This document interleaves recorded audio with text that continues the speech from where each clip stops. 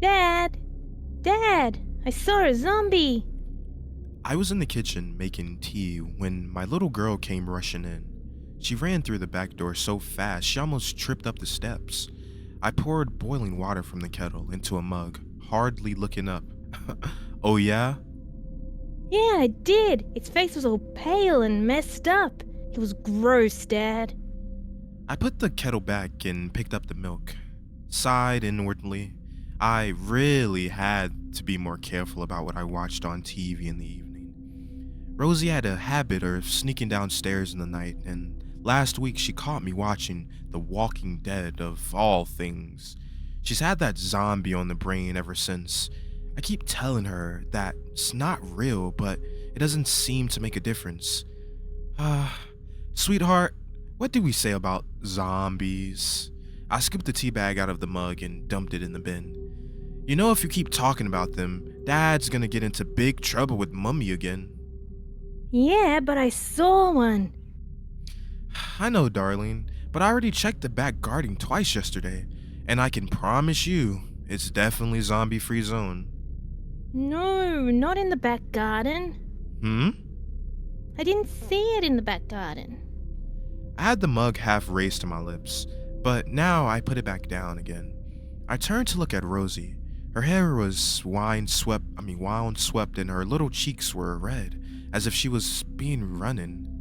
Sweetheart, I put my best stern dad's not happy voice.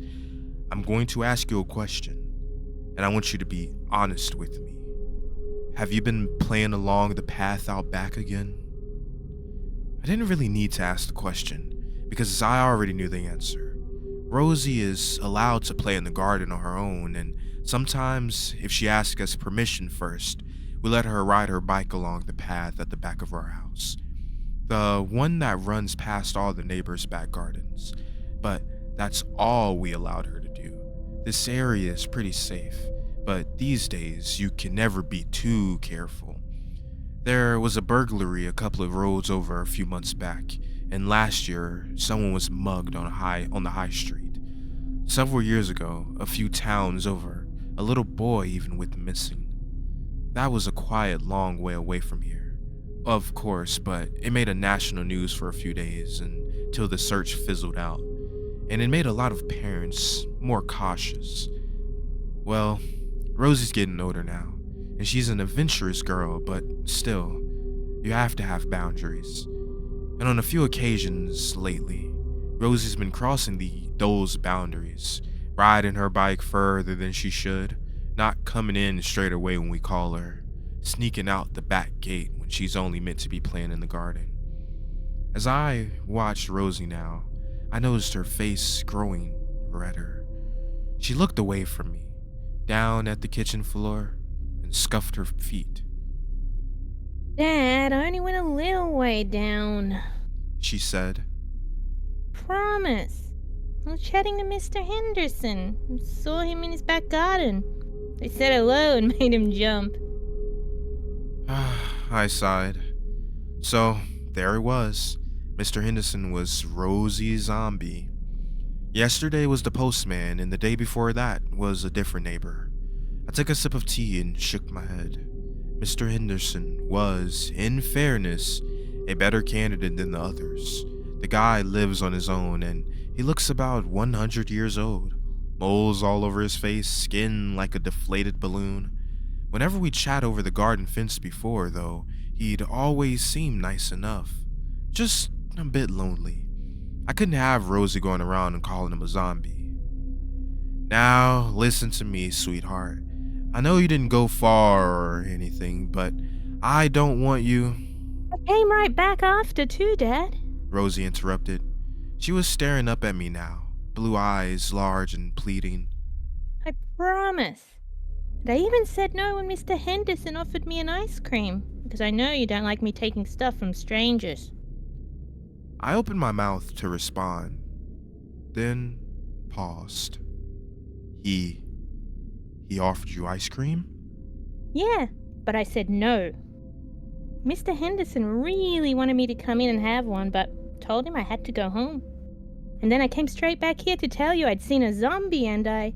Rosie was babbling now, her voice whirling like a motor, but I stopped listening. My mind was still stuck on something she said a moment before. Mr. Henderson really wanted me to come in and have one. I took another sip of tea and frowned. That wasn't good.